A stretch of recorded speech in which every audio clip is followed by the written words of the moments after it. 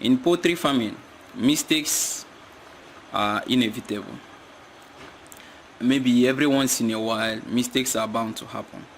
But there are few mistakes that are avoidable, because if you neglect these mistakes, it might snowball into something huge that might even get you out of business. So in this video, I want to share with you some of the common mistakes that new poultry farmers, especially broiler poultry farmers, make often. Probably from the video you might learn how to avoid these things from happening, and the video is starting right now.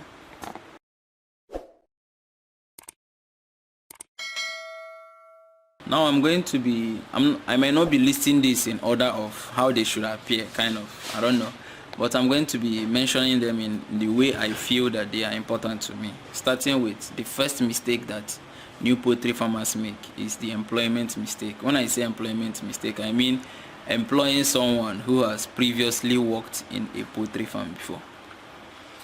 I know this might be controversial. You will be like, are we not supposed to employ people who have experience? No. 90% of the time, I encourage you to employ a total novice so that you train that novice in the way things should work in your farm. The biggest losses that we encounter in poultry farms are done by internal theft. In fact, in any business or any organization, the biggest form of loss comes in form of internal theft. When I mean internal theft, I mean pilfering by trusted sources. People who have access to the penthouse go to the penthouse and chicken gets missing. People who have access to the penthouse goes into there and eggs get missing, or go into the store and feed bags get missing.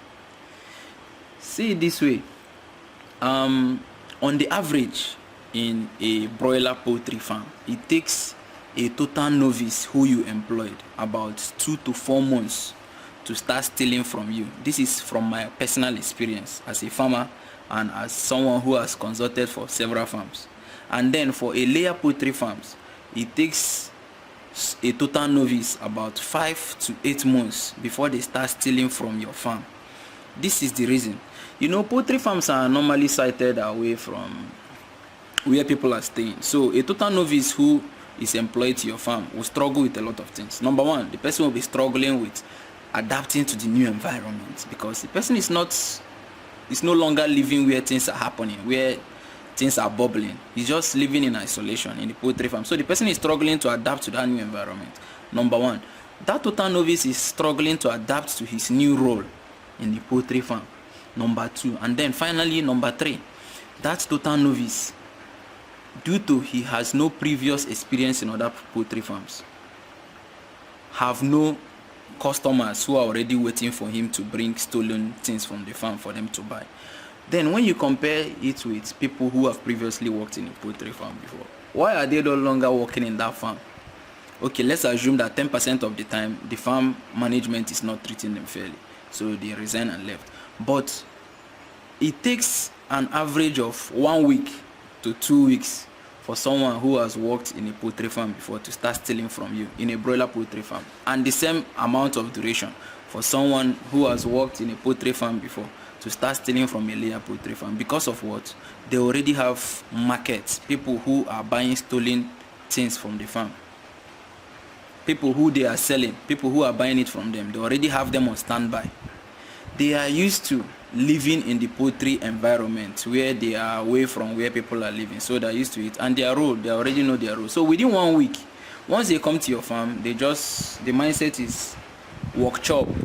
Now where person they work, now they're in the job. So there is no struggle for that person at all. So if you're kind of scared and saying, okay, if I'm not supposed to employ someone who has knowledge about how to run a poultry farm in my farm, and I'm to employ a total novice, how am I going to train the person? You learn how to run the poultry yourself. You train the person and give the person his role, or you get a consultant who will train you. Or if it's a broiler poultry farm, you can always enroll to the broiler video course. Learn how to run the poultry farm yourself. Teach your novice farm attendant his or her role. Or get the broiler video course, enroll to it, give the login details to the new farm attendant, and have him go through it.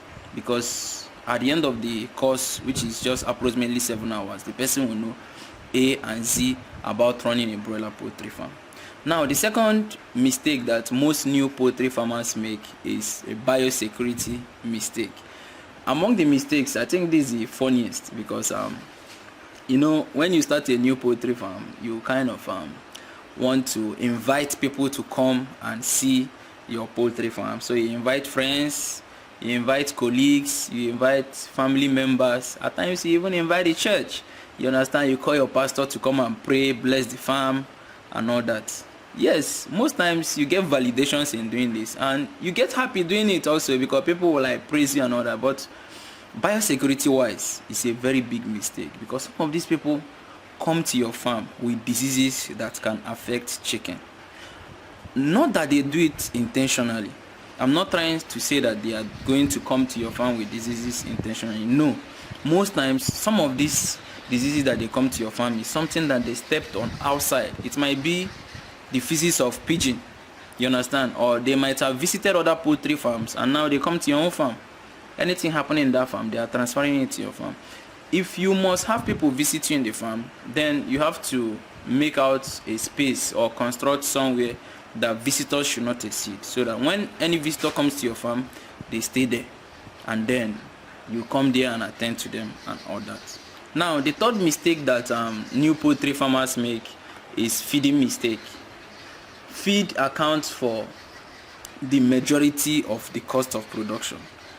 It gets most times to 75 to 80% of the cost of the production. That's feed. So there is no room for you to make mistake when it comes to feed. Number one, feed has a lot of things. There is something we call feed quality, there is feed quantity, and feed budgeting.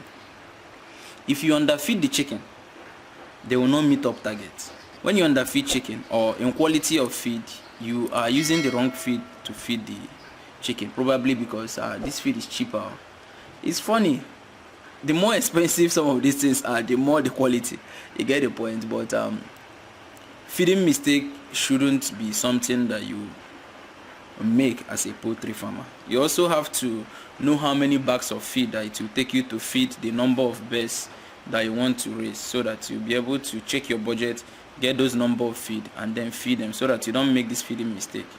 That brings us to the fourth mistake, which is the management. Management cuts across everything that happens in the farm, but I just want to lay emphasis on just two things. Number one is weekly evaluation, whether broiler or layers. Broilers, you evaluate them weekly to know their performance and then know whether you have to do one or two adjustments. If you are a new broiler poultry farmer, most times this management aspect is skipped and it doesn't make sense. If you are a new pullet farmer, that's you are raising layers and they've not come to laying stage, this weekly evaluation is very, very, very crucial. Another thing about the management mistake that new poultry farmers make is on the record keeping. You don't keep proper record. Anything you fail to document right now, as in you did something in the morning, you fail to document it for the next 3 hours, I want to promise you something, that before the end of the day, you must have forgotten what you did. In fact, you can't even be able to remember the operations that you did the previous day, the things you spent money on, how many bags of fish the bird ate, how many chicken are dead. I don't know if you get the point. Everything that has to do in the poultry farm revolves around record keeping. So you need to be, it's part of the management, and it's very, very important because the record book is the most important book in the poultry farm. So you need to take it more serious than any other thing. Now next we'll talk about construction mistakes. Yeah, many new poultry farmers who have land rush into constructing without kind of constructing the poultry house the right way. You understand? You can construct your poultry house anyhow and you get out with it. You understand? Nothing will happen. But when it comes to heat period, you will regret the kind of construction you made.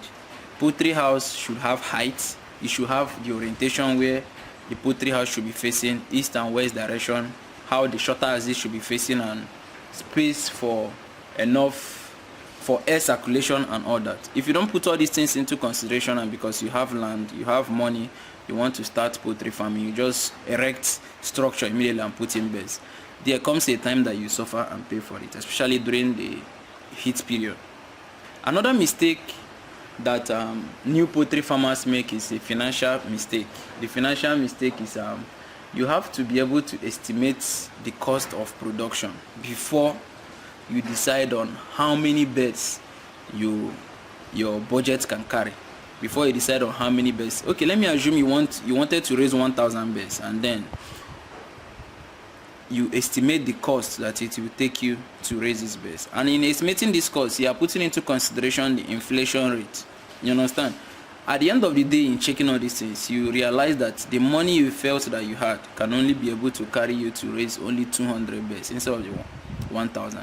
I advise you as a new poultry farmer, don't raise 1,000. Don't stock 1,000 and believe that along the way you will borrow money or someone promised to give you money. At the end of the day, most people get to disappoint you. So if you have budget, currently you have it with you, it's in the bank, and you know that this your budget can cater for only 200 birds, instead of raising the 1,000 you had in mind, please by all means just go and do that 200 with peace of mind.